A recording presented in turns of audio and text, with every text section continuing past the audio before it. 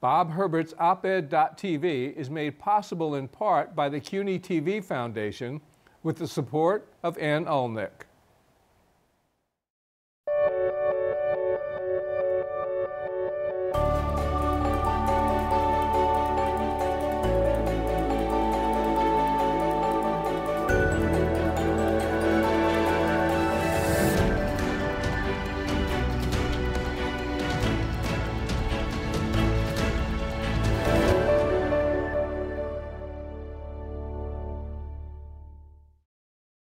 Hi, I'm Bob Herbert. Welcome to op-ed.tv.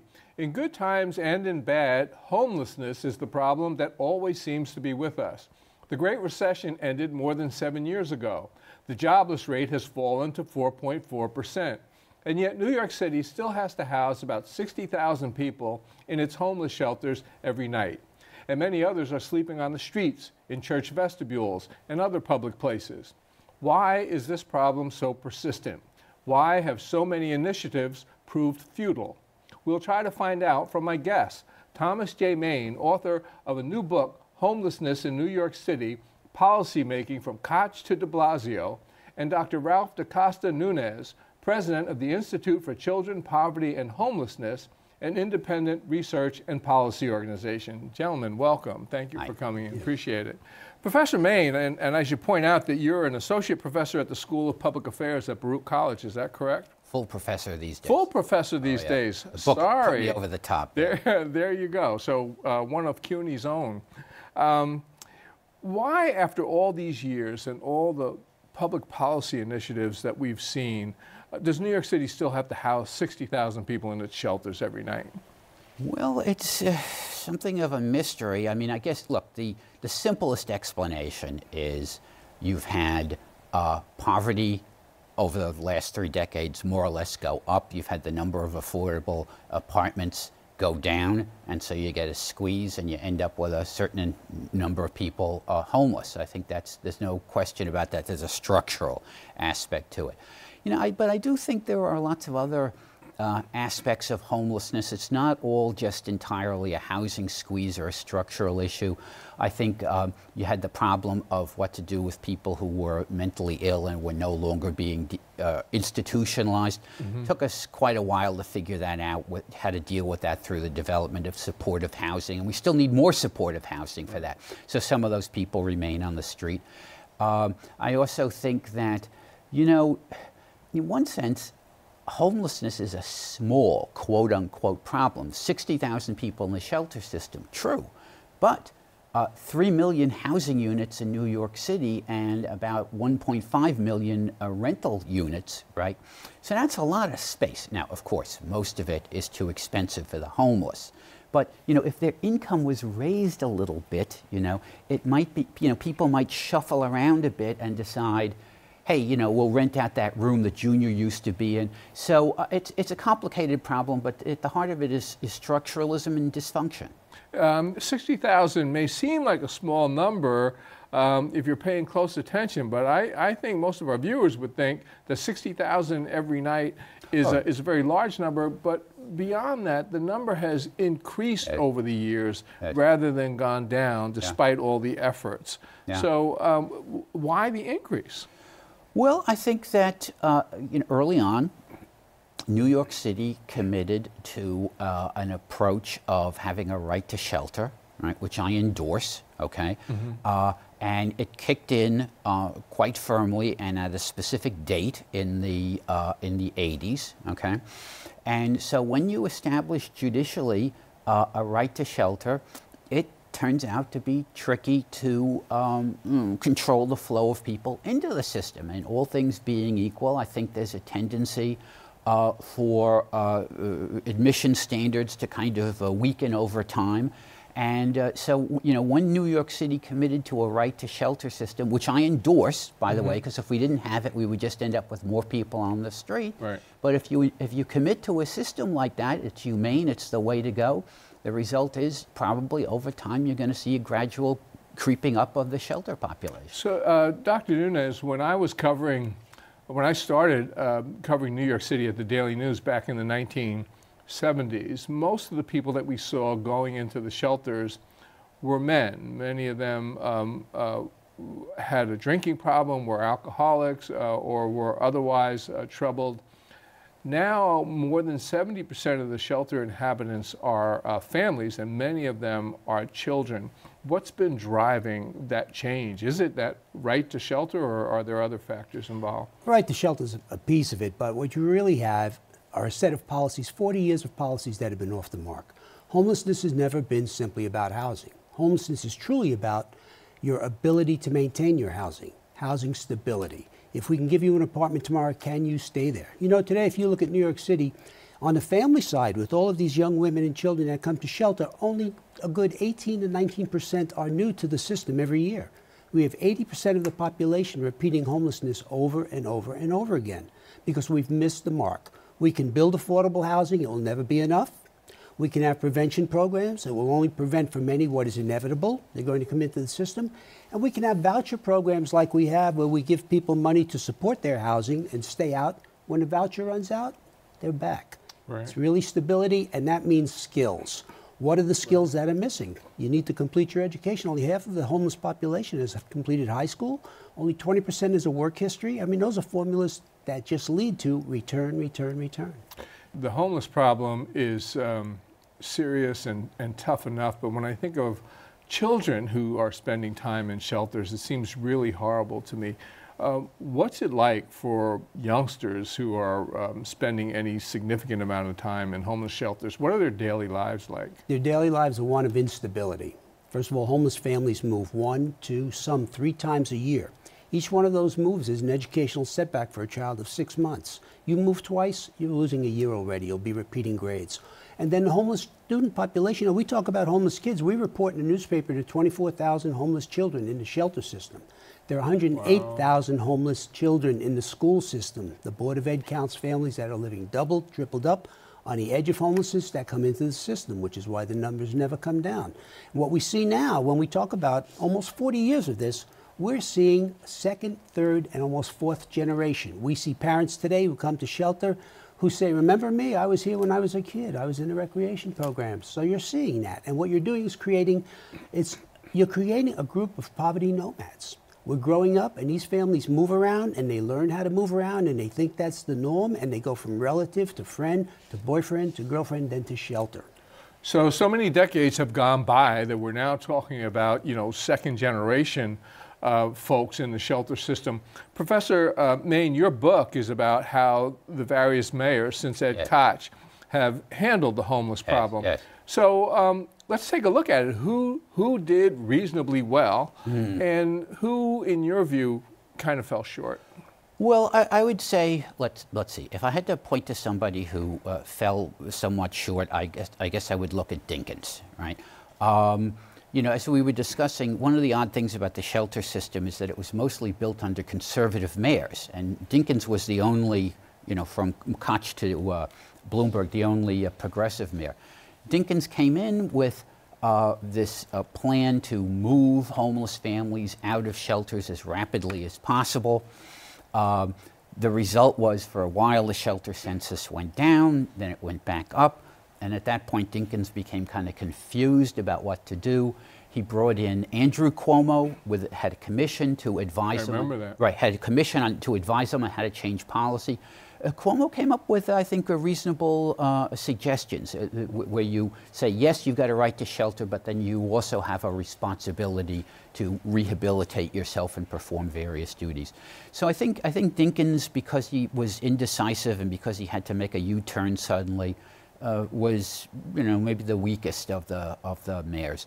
I'd give high marks to the other three. I think they had distinctive approaches. You know. So that's Koch, Giuliani, and Bloomberg. Yes, Koch's challenge was, hey, all of a sudden he had to deal with the reality of a right to shelter.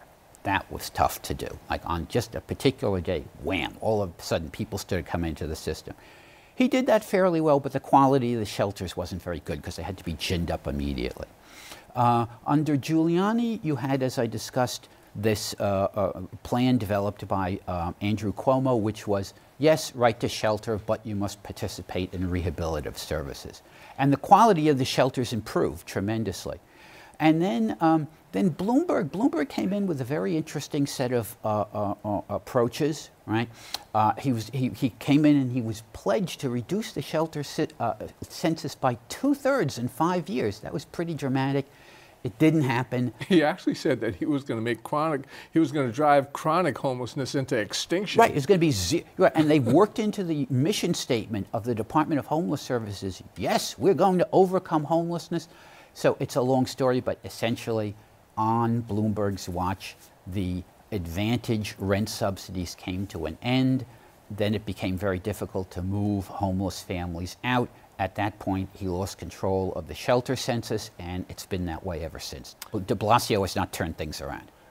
Speaking of de Blasio, Dr. Nunez, Mayor de Blasio has announced yet another program. It's got the title "Turning the Tide," yeah, which is pretty optimistic. Have we seen enough about it yet to make any kind of real assessment?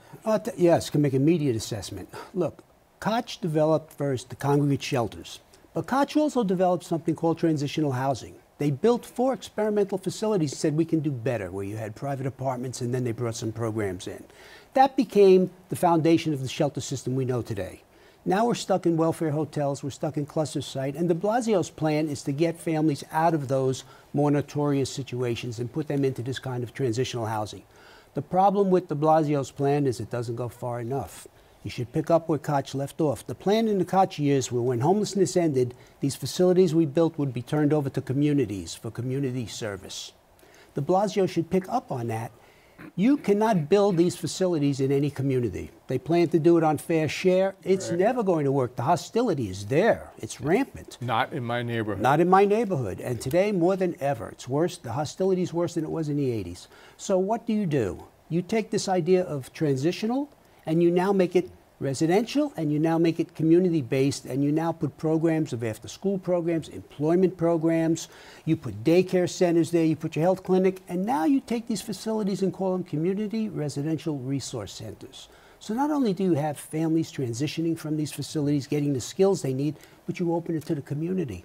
And you don't put it anywhere. You put it in the poor communities that need these services. Now you've integrated this. You now have a community resource that was thought about in the 80s, but never came to fruition. That's the opportunity that de Blasio has. And if they miss that opportunity, the city of New York is at a crossroads. They can go the same old way. We can build more of these facilities. We can take people out of hotels for the time being, but we are not addressing the issue. You know, what Mr. Nunez says about communities, I think is correct. You know, it's interesting. De Blasio's plan is build 90 more shelters in 5 years. Okay, great. So now, of course, Dinkins tried to build merely 25 shelters, right? And the de Blasio plan, like the Dinkins plan, was how are we going to get communities to go along? Oh, the process is going to be so transparent and so obviously fair and rational, and we're going to talk to the communities so much they'll buy into it. Of course, nobody bought into it. Yeah, go ahead. Well, the only thing I wanted to say is this. So how did new shelters finally get built? The answer was, don't have a formal, visible, obvious siting system at the city level. Have individual shelter builders and operators negotiate piecemeal with each community so nobody sees what's going on. If you have this big, highly centralized, publicized siting system, it becomes a target and nobody will buy in. I was just going to say, as soon as you make the big announcement, boom, that's when the opposition hits you right away, almost immediately. People don't say, oh, this is so rational, I agree with it. They say, hey, that's a target, I'm going to shoot at it. And that's what happened. In addition to the folks who are in the shelters every night, you mentioned the idea of families and individuals who are doubled up, in some cases tripled up with friends or relatives. Can you talk about that and talk about how big a problem it is and if there's anything that can be done about it? It's an enormous problem. You probably have in this city 150,000 families that are doubled and tripled up that feed into the system. And what you can do about it, look, it's the thing. We focus on housing and say we're going to build some housing, but it's beyond housing. You need the skills to maintain that housing. So you have to have, when you look at the system, I tell you again, you know, a homeless population, and this is the population that's doubled and tripled up also, is made up of 3 groups. One group are people who've had work experience and they've had tenancy experience. They know how to maintain a home. Then you have another group of very young mothers with children who, again, have incomplete education, no work experience. And then you have real chronic homeless problems of domestic violence, substance abuse, and mental health. Now, you need to triage the system. And if you don't, we just keep taking families that are double and tripled up, coming in again, they get swallowed into this, and the system turns over and over and over again. There is no easy answer, but there are new answers. There's new ways after 40 years to look at this policy, to bring the community on board.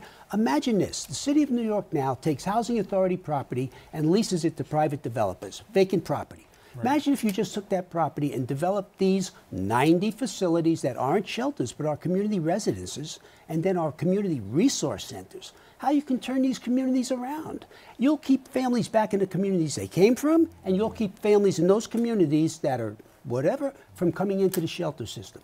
That's the crossroad. That's the choice. Either we make old choice, old business, or we make a new choice and try a new game. Now, Professor Main, you mentioned the mentally ill, yes, and we went through deinstitutionalization yes, a few decades ago, and, yes, and that's yes, been a continuing problem.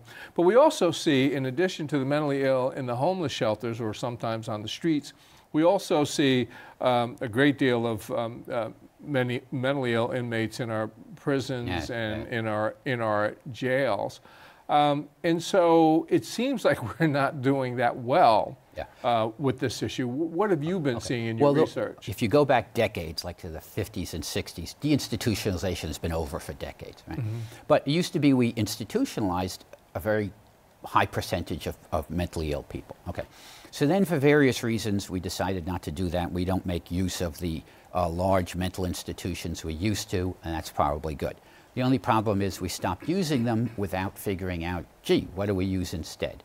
So the result is you got a lot of people who on the street who were deinstitutionalized, and now you've got people on the street who were non-institutionalized. They never hit the institutions. Now, New York City, we did come up with a response, right? It turned out to be politically impractical to say, okay, we got to reinstitutionalize everybody. There was no support for that. So the solution was, supportive housing. Take distressed buildings, distressed hotels, refurbish them, make them livable, and then have on-site services available so people who are mentally ill could get the services they need and survive there. That has worked insofar as it's been applied. And in New York City, in New York State, that housing, supportive housing, has been developed under a series of what are called New York agreements. Right? It's been quite a while since we had a New York agreement. The supply of supportive housing has declined. We need a new agreement. For whatever reason, de Blasio and Cuomo don't seem to be able to come to an agreement.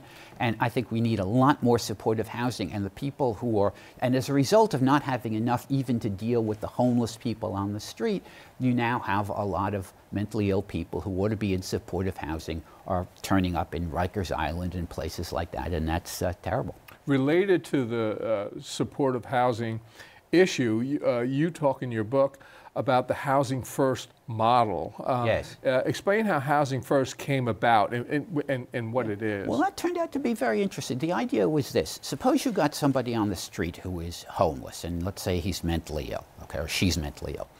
So you go to the person and you say, don't stay on the streets. We'll take you into the shelter, or even theoretically, we'll take you to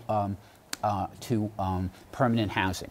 Very often, the person on the street would say, no, I won't buy that deal. And why when they're not buying the deal? Because the deal was, oh, wait a second. Before you get to the permanent housing, you've got to dry out. You've got to stop using drugs. You've got to take your medication. You've got to clean up, right? And the theory was, and it was a theory I believed, gee, if you don't tell folks to pull their act together and you just move them immediately into housing, they won't make it. They'll end up back on the street. So there was a guy who experimented with the idea of, hey, let's move people directly into permanent housing and then worry about rehabilitating them. Many people, including me, said it's not going to work. Turns out it works fairly well, because once you get them in the permanent housing, then it's easier to rehabilitate them. So that made a big dent, and I think the number of people on the streets has gone down. Certainly since the 1980s, when I began walking this beat. It hasn't gone up under de Blasio as street people, as some people think. And I think that the success of housing first, supportive housing, is something that can be replicated and ought to be expanded. And if it is, we can take care of the people who are on the street and also the mentally ill in jails and other institutions. So we've been looking at New York City, but what's happening in other parts of the country? Are other big cities experiencing the kind of homeless problems that New York has been experiencing? And also in places that are not big cities, suburban areas or other places, are they dealing with homelessness? Well, homelessness is everywhere. In the big cities, it's big. In rural areas, it's there. It may be smaller. Rural areas deal with it in different ways. Churches can handle some of the numbers and things.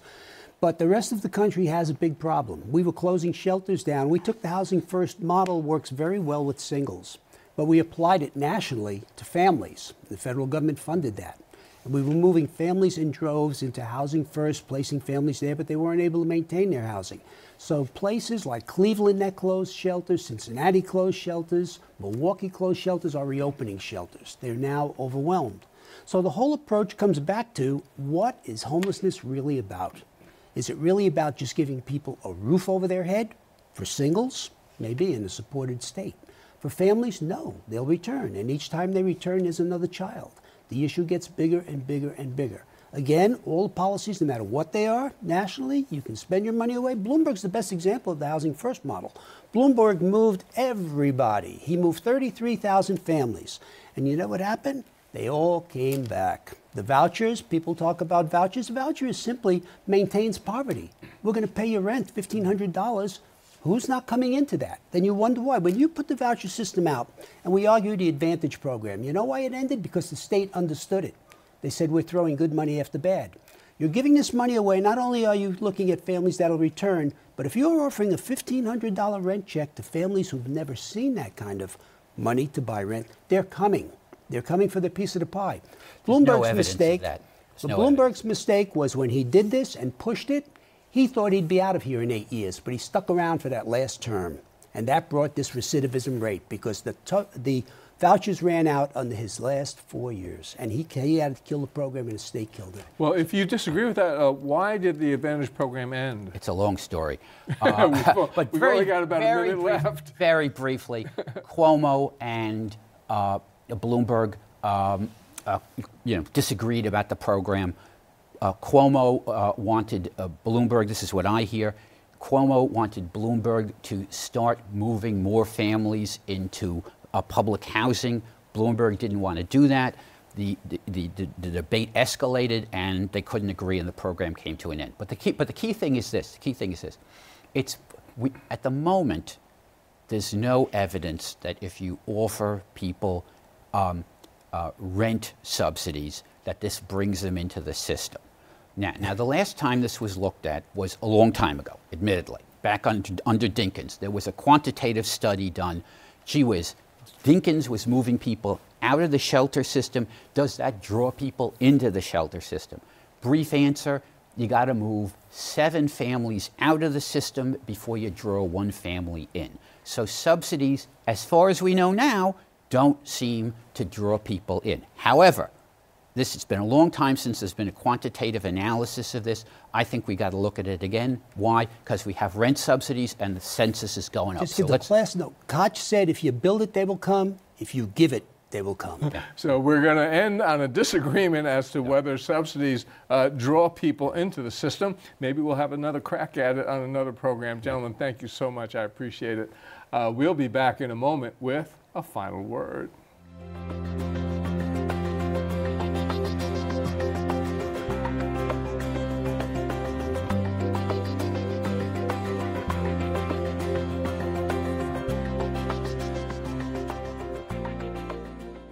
It was a priceless and also surreal moment on the Chris Hayes Show.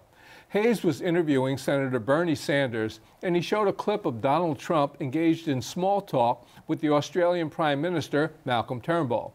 Literally just seconds after praising House Republicans for passing a health care bill that would eviscerate Obamacare, Trump turned to Turnbull and said, "We have a failing health care system. I shouldn't say this to our great gentleman and my friend from Australia, because you have better health care than we do."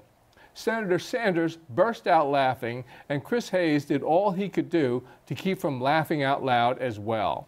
Of course, the Australian healthcare system is better than ours. Like all advanced democracies, Australia has a government finance system of universal care that costs far less than ours and delivers much better results. Republicans would rather run through fire than endorse such a system. And President Trump's off-the-cuff comment to Turnbull showed just how clueless our president is when it comes to health care. Trump Care, as crafted by the Republicans in the House of Representatives, is not only a repudiation of the very idea of universal coverage. If it's ever implemented, it will shift our current system of care into reverse and drive us backwards with horrifying consequences. It will undoubtedly force many families dealing with serious illness into bankruptcy, which is exactly what was happening before the passage of Obamacare, the Affordable Care Act.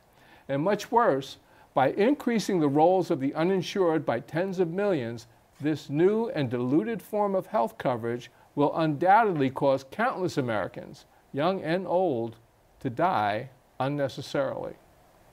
That's all for now. See you next time.